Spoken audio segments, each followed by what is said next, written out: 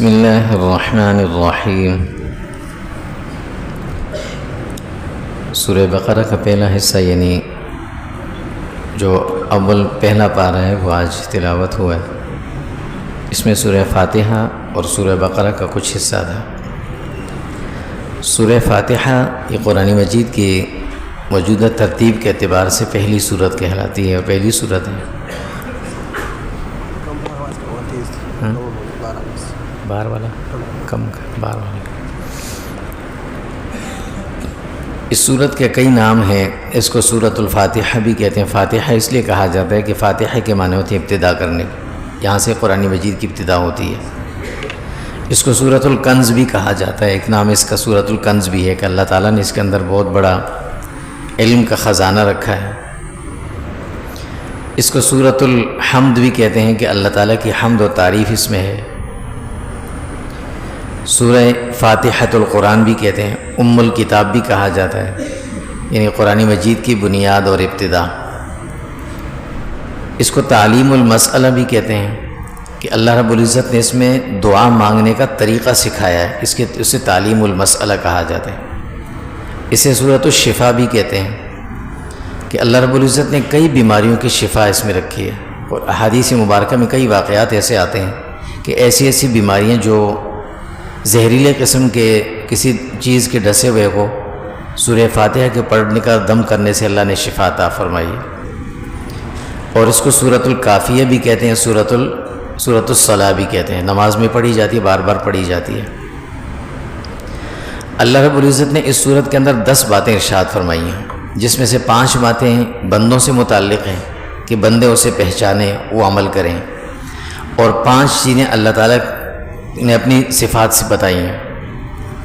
اللہ سے متعلقہ جو 5 باتیں ہیں وہ سمجھائی ہیں انسان کو۔ اللہ کی الوہیت سمجھائی ہے کہ اللہ ہی الہ ہے، اللہ کی ربوبیت سمجھائی ہے، اللہ تعالیٰ کی رحمانیت سمجھائی کہ رحمان اللہ ہے، اور اللہ کی رحیمیت سکھائی ہے کہ رحیم بھی اللہ ہے۔ رحمان اور رحیم میں یہ فرق ہے کہ رحمان اسے کہا جاتا ہے کہ جو بغیر کسی فرق کے، بغیر کسی تمیز کے سب کو دیتا رہے، دنیا میں کافر کو بھی دے، مسلمان کو بھی دے۔ اور رحیم اسے کہتے ہیں تو صرف اپنے خاص بندوں پر مہربان ہو، وہ آخرت میں صرف ایمان والوں پر ہوں گے۔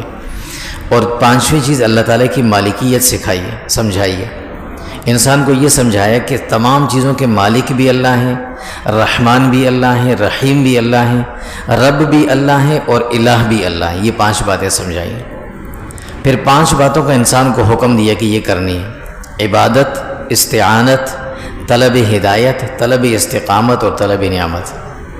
عبادت یعنی اللہ کی بندگی کرنی ہے، استعانت ہر معاملے میں اللہ سے مدد مانگنی ہے، طلب ہدایت ہر موقع پر اللہ تعالیٰ سے ہدایت مانگنی کہ اللہ مجھے ہدایت عطا فرما، اور طلب استقامت ہدایت کے بعد اس ہدایت والے راستے پر استقامت بھی اللہ عطا فرمائے، یہ مانگنا ہے اللہ سے۔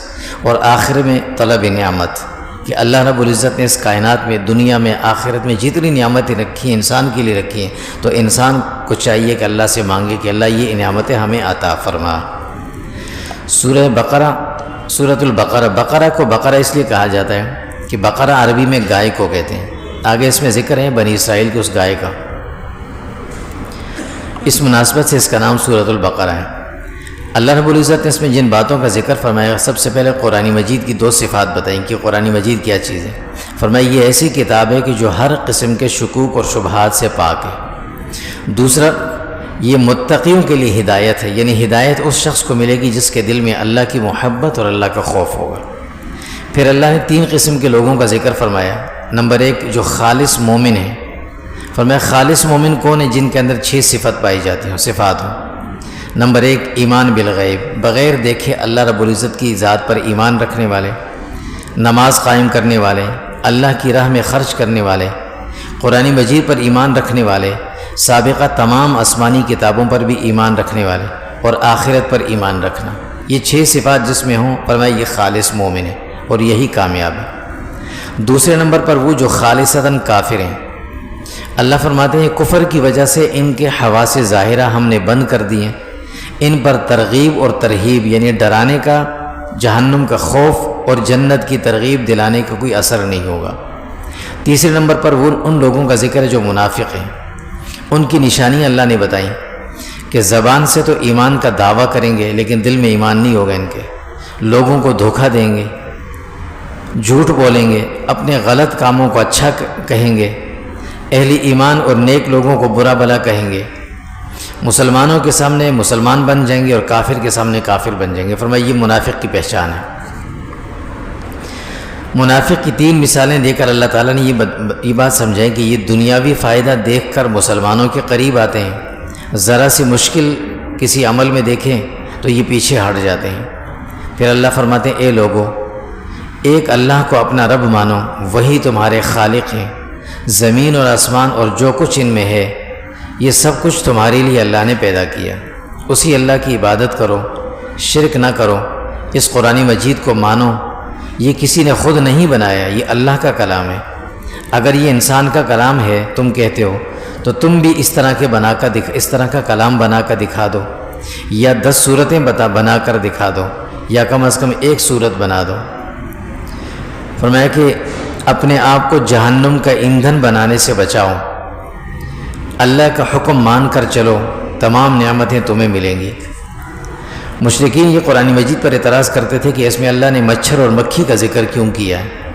تو اللہ نے بات سمجھائی کہ اللہ رب العزت انسانوں کو سمجھاتے ہیں، بات سمجھانا مقصد ہے، ان مثالوں کے ذریعے اللہ تمہیں باتیں سمجھاتے ہیں۔ اللہ کے حکم سے منہ نہ پھیرو، آمدن کوئی برائی نہ کرو، وعدہ خلافی نہ کرو، قطع رحمی نہ کرو، زمین میں فساد نہ پھیلاؤ، فاسق نہ بنو۔ اللہ ہی زمین آسمان کے خالق اور مالک ہیں۔ حضرت آدم علیہ السلام کو اللہ رب العزت نے جب پیدا فرمایا اور پھر جنت سے دنیا میں بھیجا، اس کا واقعہ اللہ نے ذکر کیا۔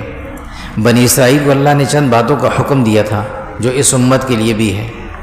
فرمایا میری نعمتوں کو یاد کرو، اپنے وعدوں کو پورا کرو، مجھ سے ڈرو، ایمان لاؤ، کفر سے بچو، دنیا کو حاصل کرنے کے لیے اپنا دین نہ بدلو، نماز باجماعت ادا کرو، زکوٰۃ کی پابندی اختیار کرو، جو دوسروں کو کہتے ہو تو خود بھی اچھی باتوں پر اس طرح عمل کرو، تکلیف پر صبر کرو، مشکل سے نکالنے والے اللہ ہی ہیں، اسی سے مدد مانگو، اس اللہ کا شکر ادا کرو، اپنی آخرت کی تیاری کرو، وہاں تمہیں کوئی مددگار نہیں ملے گا۔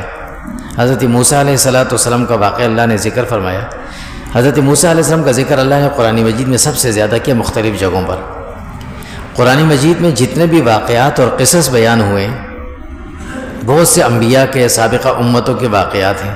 اس سے پہلے ہر سال خلاصہ قرآن جب ہوتا تھا تو اس میں تفصیل کے ساتھ ان واقعات کو ذکر کیا جاتا تھا، لیکن گزشتہ چند سالوں میں وہ تمام واقعات اور قصص جو تھے وہ آڈیو کی شکل میں جمع کر کے، اور ہمارے جو ایک مسجد کا ایک یوٹیوب چینل ہے اس پر وہ سارے واقعات جمع کر دیے گئے۔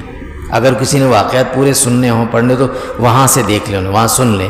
تمام انبیاء سابقین کے، تمام امم سابقہ کے واقعات تفصیل کے ساتھ وہاں موجود ہیں۔ اس سال ان واقعات کو ہم بیان نہیں کریں گے، صرف اشارہ کر کے اور باقی قرآن مجید کا خلاصہ انشاءاللہ کریں گے۔ اگر وہ واقعات کسی نے سننے ہوں تو ترتیب کے ساتھ وہ وہاں پر یوٹیوب پر موجود ہیں، وہاں سن لیتے ہیں۔ اللہ فرماتے ہیں کہ ایمان لاؤ، اعمال صالحہ کی پابندی کرو، اللہ ہر قسم کے خوف اور حزن سے تمہیں محفوظ رکھیں گے۔ اللہ نے قرآن مجید میں 3 واقعات مختصر سے ذکر کیے جو یہودیوں کے ساتھ پیش آئے تھے۔ ایک واقعہ ہوئی ہوتا کہ ان کے سروں پر کوہ طور کو معلق کیا تھا۔ دوسرا، حضرت داؤد علیہ السلام کے زمانے میں بنی اسرائیل کے لیے حکم آیا تھا کہ مچھلی کا شکار ہفتے والے دن نہیں کرنا۔ ان لوگوں نے ممانعات کے باوجود شکار کیا تھا، اس پر سزا آئی تھی، اس کا ذکر ہوا۔ تیسرا ایک واقعہ ہے کہ بنی اسرائیل میں ایک شخص کا قتل ہوا تھا، بڑا تفصیلی واقعہ ہو، اور جس پر وہ گائے کا ذکر آیا تھا کہ اس گائے کو ذبح کر کے گوشت کا ایک ٹکڑا اس مقتول کے جسم سے لگایا گیا، تو مقتول کو اللہ نے تھوڑی سی زندگی دی اور اس نے اپنے قاتل کا نام بتا دیا تھا۔ یہ ایک واقعہ تھا، تفصیل اس کی وہاں یوٹیوب پر یہ پورا واقعہ موجود ہے، وہاں تفصیل کے ساتھ گزشتہ سالوں میں اس کو ریکارڈ کیا گیا، وہاں موجود ہے۔ مسلمان کے 3 درجات اللہ نے ذکر فرمایا کہ ایک کامل درجے کا مسلمان وہ ہے جو ساری مخلوق کو فائدہ پہنچائے۔ دوسرے نمبر پر مسلمان وہ ہے کہ جو اپنے عزیز و اقارب کو یا اپنے رشتہ داروں کو نفع اور فائدہ دے، اور ادنا درجہ مسلمان کا یہ ہے کہ کم از کم کسی کو نقصان نہ دے بس۔ کوئی بھی من گھڑت بات اللہ یا اللہ کے رسول کی طرف منسوب کرنا یا دین کا متعلق غلط فتویٰ دینا یہ گناہ کبیرہ ہے۔ یہودیوں کا یہ کہنا تھا کہ ہمیں صرف 40 دن کی سزا ہوگی اس جو ہمارے بڑوں نے بچھڑے کی پرستش کی تھی۔ اللہ نے اس کا جواب دیا کہ جو بھی گناہ گار ہوگا وہ جہنم میں ضرور جائے گا، ایمان اور اعمال صالحہ ہی جنت کے والے اعمال ہیں۔ اہل کتاب کو اللہ نے چند باتوں کا حکم دیا جو تمام مسلمانوں کے لیے بھی ہیں۔ صرف اللہ ہی کی عبادت کرو، اپنے والدین، عزیز و اقارب، فقراء اور یتیموں پر احسان کرو، نماز اور زکوٰۃ کی پابندی کرو، قتل و قتال سے بچو، کسی کی جائیداد اور اموال پر قبضہ نہ کرو، قیدیوں کے ساتھ اچھا سلوک کرنا، اللہ کے احکامات کو تقسیم مت کرو کہ کچھ پر عمل کرو کچھ کو چھوڑ دو، دنیا میں ذلت اور آخرت میں سخت عذاب ہو کر ایسا کرو گے تو دنیا کو آخرت پر ترجیح نہ دو۔ پھر اہل کتاب نے انبیاء کرام، اللہ فرماتے ہیں انبیاء علیہم السلام کی نافرمانی کی اور اپنی کتابوں میں وہ احکامات جو ان کے نفس پر بھاری گزرتے تھے انہیں اپنی کتابوں سے نکال دیا، اللہ کے حکموں کے سامنے حیلے اور بہانے کرنے لگے، تو اللہ فرماتے ہیں کہ یہ لعنت کے مستحق بنے۔ یہودیوں میں اور عیسائیوں میں یہ بات مشہور تھی کہ حضور صلی اللہ علیہ وسلم آخری نبی آئیں گے، تو رسول اللہ کی آمد سے قبل انتظار میں تھے اور یہ وعدے بھی کرتے تھے کہ آخری نبی آئیں گے تو ہم ساتھ دیں گے، مگر جب رسول اللہ دنیا میں آئے تو یہ مکر گئے اور کہنے لگے کہ ہمارے پاس تورات ہے، اسی پر عمل کریں گے، یہی ہمارے لیے کافی ہے، ہم قرآن مجید کو اس لیے نہیں مانتے کہ ہمارے پاس تورات ہے۔ اللہ فرماتے ہیں کہ بعد میں انہوں نے تورات میں بھی تحریف کر دی، انبیاء کے قاتل بھی بن گئے اور اس بچھڑے کی پرستش میں بھی یہ لگ گئے تھے حضرت موسیٰ کے زمانے میں۔ یہ سارے کام کرنے کے باوجود اللہ فرماتے ہیں کہ تم انبیاء کے قاتل بھی ہو، تورات کو بھی تم نے بدل ڈالا اور اب بھی تم جنت کا دعویٰ کرتے ہو کہ جنت صرف ہمارے لیے ہے۔ اگر تمہیں یقین ہے کہ جنت صرف تمہارے لیے ہے تو پھر اللہ سے موت مانگو، زندگی کے حریص کیوں بنتے ہو؟ جنت میں وہی شخص جائے گا جو حقوق اللہ اور حقوق العباد کو پورا کرنے والا ہوگا۔ یہودیوں نے حضور صلی اللہ علیہ وسلم پر اور اسلام پر کچھ اعتراضات اور سوالات اٹھائے تھے، 10 اعتراض تھے وہ مشہور، ان کا اللہ نے یہاں مختصراً ذکر کیا۔ پہلا اعتراض ان کا یہ تھا کہ ہم آپ صلی اللہ علیہ وسلم کے پاس اس لیے نہیں آتے، آپ کی باتیں اس لیے نہیں سنتے کہ آپ کے پاس جبرائیل آتے ہیں اور وہ ہمارے دشمن ہیں۔ یہ عجیب ایک منطق تھی ان کی کہ ہم جبرائیل کی وجہ سے حضور محمد کے پاس نہیں آتے، کیوں؟ کہتے ہیں جبرائیل سے ہماری دشمنی ہے۔ بھئی کیوں دشمنی ہے؟ کہتے ہیں یہ دشمنی اس لیے ہے کہ جبرائیل نے آ کر اس نبی کو وحی کا یعنی اللہ کے پیغامات دیے اور نبوت کی بشارت ان کو دی، تو حضرت موسیٰ علیہ السلام کی شریعت کو اس نے ختم کر دیا، لہٰذا ہم جبرائیل امین سے ہماری دشمنی ہے۔ اللہ نے فرمایا قرآن مجید میں جواب کے طور پر کہ جو شخص فرشتوں کا دشمن ہوگا وہ اللہ کا دشمن ہے اور اللہ کے دشمن کو دشمنی کی سزا ضرور ملے گی۔ دوسرا سوال ان کا یہ تھا، اعتراض تھا کہ یہودیوں میں جادوگری بہت عام تھی، جادوگری کرتے تھے اور کہتے تھے کہ یہ سلیمان علیہ السلام نے ہمیں سکھائی جادوگری، وہ نعوذ باللہ جادوگر تھے۔ اور اسی طرح ہاروت اور ماروت اور جو فرشتوں کا واقعہ ہے اس کی طرف اشارہ کر کے کہتے تھے کہ وہ بھی ہمیں جادو سکھانے آئے تھے۔ اللہ نے جواب دیا کہ یہ جادو حرام کام ہے اور انبیاء کبھی حرام کام کسی کو نہیں سکھاتے۔ جادو الگ چیز ہے، معجزہ الگ چیز ہے، اور کسی کو نقصان پہنچانے کی نیت سے جادو سیکھنا بھی کفر ہے اور اس پر عمل کرنا بھی کفر ہے۔ تیسرا ان کا ایک عجیب بیہودگی سی ان کی کہ حضور صلی اللہ علیہ وسلم کے پاس جب آتے تھے تو آپ صلی اللہ علیہ وسلم سے بات کرتے تو جیسے ہم کہتے ہیں کسی کو نا بھائی میری بات سنیں یا متوجہ ہو جائیں، تو حضور سے ایک لفظ عربی میں آتا ہے راعنا۔ راعنا کے معنی ہوتے ہیں کہ میری طرف متوجہ ہو جائیں، اور ایک ہوتا ہے راعینا، تھوڑا سا اس لفظ کے اندر ہیرا پھیری کر دیتے تھے، اس کے اندر یا کو شامل کر دیتے۔ نعوذ باللہ، راعی کا لفظ عبرانی زبان میں بھی استعمال ہوتا ہے اور عربی میں بھی۔ عربی میں راعی کہتے ہیں چرواہے کو جو بکریاں چراتا ہے، اور عبرانی زبان میں راعی کے معنی ہوتے ہیں جاہل اور بے وقوف کے۔ تو یہودی عربی زبان تو ان کی تھی، حضور کے پاس آتے ہیں نا تو حضور سے بات کرنے کے لیے جیسے ہم کہتے ہیں نا میری بات سنیں، تو راعینا کا لفظ ہونا چاہیے تھا۔ یہ کہتے تھے راعینا، اے ہمارے نعوذ باللہ چرواہے، یا نعوذ باللہ وہ دوسرا عبرانی لفظ کا جو معنی تھا وہ مراد لیتے تھے۔ حضور تو اس بات کو سمجھتے لیکن خاموشی اختیار فرما لیتے۔ اللہ نے اس لفظ کو ہی تبدیل کر کے حکم نازل فرمایا کہ آج کے بعد یہ لفظ عربی زبان میں استعمال ہی نہ کرنا، اس کی جگہ انظرنا کا لفظ استعمال کرو۔ لفظ ہی بدل دیا تاکہ یہ ایسا کر نہ سکیں۔ چوتھا اعتراض ان کا یہ تھا نسخ پر، قرآن مجید کے کچھ احکامات اللہ نے نازل فرمائے، پھر کچھ وقت کے بعد وہ حکم بدل جاتا تھا، منسوخ ہو جاتا تھا، تو یہ اعتراض کرتے تھے کہ یہ کیسی کتاب ہے اللہ کی کہ ایک حکم آتا ہے کبھی دوسرا آتا ہے، یہ تو اللہ کی کتاب نہیں ہو سکتی۔ تو اللہ نے اس کا بھی جواب دیا کہ کوئی حکم جب اللہ کی طرف سے آتا ہے وہ ایک مدت تک کے لیے ہوتا ہے، اور وہ مدت بھی اللہ کو بھی معلوم ہوتی ہے، پھر اس مدت کے اختتام پر اللہ رب العزت دوسرا حکم نازل فرما دیتے، تو اس پر تمہیں کیا اعتراض ہے؟ پانچواں سوال ان کا یہ تھا کہ قرآن مجید اللہ کی کتاب ہے تو تورات کی طرح ایک ساتھ کیوں نہیں نازل ہوئی؟ یہ تھوڑا تھوڑا کر کے کیوں نازل ہو رہا ہے؟ کبھی چند آیتیں، کبھی چند صورتیں نازل ہو رہی ہیں، اتنا لمبا عرصہ لگ رہا ہے، تورات ایک ساتھ نازل ہوئی تھی۔ اللہ نے اس کا جواب دیا کہ قرآن مجید کو اللہ تھوڑا تھوڑا کر کے اس لیے نازل کر دیں تاکہ لوگوں کو سمجھنے میں آسانی ہو، اس کو سمجھ سکیں، عمل کر سکیں، اور حفظ کرنے میں آسانی ہو۔ ایک ساتھ سارا نازل ہو جائے تو حفظ کرنا مشکل ہو جائے گا۔ پھر ان سے سوال ہوا کہ تم قرآن کا موازنہ تورات سے کرتے ہو، تم نے تورات پر کون سا عمل کیا ہوا ہے؟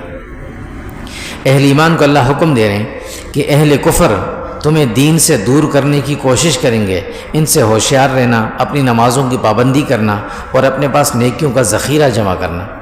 چھٹا سوال ان کا یہ تھا یہودیوں کا کہ جنت میں صرف ہم جائیں گے، یعنی یہودی جائیں گے یا عیسائی جائیں گے؟ تو اللہ نے جواب دیا کہ اس کی تمہارے پاس کیا دلیل ہے؟ جنت تو اللہ کی اتباع پر ملتی ہے، تم یہ دعویٰ کیسے کرتے ہو؟ اہل ایمان کو اللہ حکم دے رہے ہیں کہ تعمیری مساجد کو تعمیر کرو اور ان کی تعمیر میں رکاوٹ مت بنو۔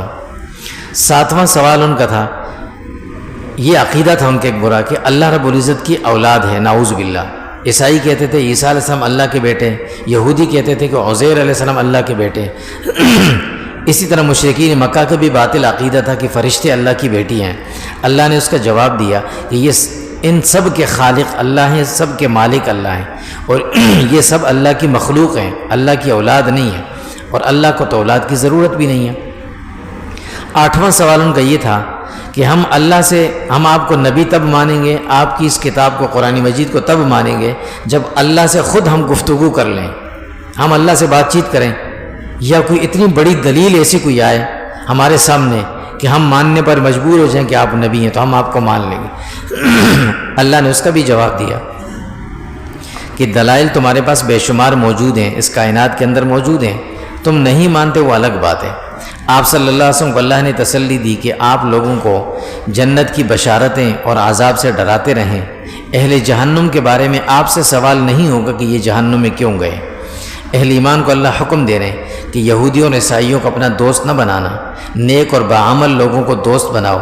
ابراہیم علیہ السلام سے اللہ تعالیٰ نے 3 امتحانات لیے تھے۔ پہلا امتحان یہ لیا جب انہیں آگ میں ڈالا گیا تھا جب وہ عراق میں تھے۔ دوسرا امتحان لیا گیا جب وہ راستے میں بلکہ سفر کر کے کنعان پہنچے تھے، تو کچھ عرصے کے بعد اللہ کی طرف سے حکم آیا تھا کہ اپنی اہلیہ حضرت حاجرہ اور ان کے چھوٹے بچے کو لے جا کر مکہ مکرمہ میں چھوڑ کر آ جائیں۔ وہ وہاں جا کر چھوڑ کر آ گئے۔ پھر تیسرا امتحان ان سے لیا جب اسماعیل علیہ السلام 7 سال کے ہوئے تو اللہ نے حکم دیا کہ ان کو ذبح کرو۔ یہ تینوں امتحانات انہوں نے دیے، جب وہ کامیاب ہوئے تو اللہ نے انہیں جو انعامات دیے تھے اس کا اللہ نے ذکر فرمایا۔ ابراہیم علیہ السلام نے اس کے بعد دعائیں مانگی تھی، اللہ نے وہ ساری دعائیں قبول فرمائی، ان کا ذکر ہے۔ فرمایا کہ اللہ میرے اس عمل کو قبول فرمائے، میری اولاد کو اپنا تابعدار بنا دیں، تابع فرمان بنائیں، حج کا طریقہ ہمیں سمجھا دیں، اہل مکہ کو ہر قسم کی نعمتوں سے نواز دیں، اور آخری نبی صلی اللہ علیہ وسلم کو میری اولاد میں مبعوث فرما دیں۔ یہ تمام دعائیں اللہ نے قبول فرمائی تھی۔ نبوت کے اللہ نے 4 مقاصد بتائے کہ اللہ دنیا میں انبیاء کیوں بھیجتے ہیں۔ لوگوں کو کتاب اللہ کی تلاوت سکھاتے ہیں، کتاب اللہ کے احکامات سکھاتے ہیں، لوگوں کے تزکیہ نفس کرتے ہیں اور انہیں حکمت کی باتیں سکھاتے ہیں۔ یہودیوں کا 9واں اعتراض یہ تھا کہ ابراہیم علیہ السلام اور یعقوب علیہ السلام نے وصیت کی تھی ہمیں کہ تم یہودیت پر قائم رہنا۔ یہ ان کا ایک اعتراض تھا کہ ہمیں ہمارے بڑے ابراہیم علیہ السلام اور یعقوب علیہ السلام نے یہ وصیت کی تھی۔ اللہ نے جواب دیا کہ کیا تم وہاں موجود تھے اس وقت؟ یہ جو تم آج جو باتیں کر رہے ہو، تم ابراہیم علیہ السلام کی باتیں تم نے سنی تھی، انہوں نے کہا تھا تمہیں؟ انہوں نے تو یہ وصیت کی تھی اپنی اولاد کو کہ اسلام کی اتباع کرنا، یہ نہیں کہا تھا کہ یہودیت پر رہنا۔ 10واں اور آخری اعتراض ان کا یہ تھا، وہ لوگ کہتے تھے کہ کامیابی صرف یہودیت یا عیسائیت میں ہے، کیوں؟ کہتے تھے ابراہیم علیہ السلام بھی یہودی تھے اور عیسائی کہتے تھے وہ عیسائی تھے، نعوذ باللہ۔ اللہ نے اس کا جواب دیا کہ ابراہیم علیہ السلام نہ یہودیت پر تھے نہ عیسائیت پر تھے۔ کیوں؟ اس لیے کہ یہ دونوں مذاہب تو ابراہیم علیہ السلام کے بعد کے ہیں، یہ تو حضرت موسیٰ علیہ السلام حضرت عیسیٰ علیہ السلام کے زمانے کے، اور ابراہیم علیہ السلام تو بہت پہلے دنیا سے گزر گئے تھے، تو ان کو تم کیسے کہہ سکتے کہ وہ عیسائیت پر یہودیت پر تھے؟ آخر میں اللہ رب العزت نے فرمایا کہ کامیابی آپ صلی اللہ علیہ وسلم کی اتباع اور صحابہ کے نقش قدم پر چلنے میں ہے۔ ہاں، اجمالی طور پر تمام انبیاء پر ایمان لاؤ، تمام آسمانی کتابوں پر ایمان رکھو، اور عمل صرف قرآن مجید اور شریعت محمدیہ پر کرو۔ پھر فرمایا کہ اے اہل کتاب یعنی یہودی اور عیسائیوں، تم حق بات کو پہچانتے ہو مگر پھر بھی حق چھپاتے ہو۔ وصلی اللہ تعالی علیہ خیر۔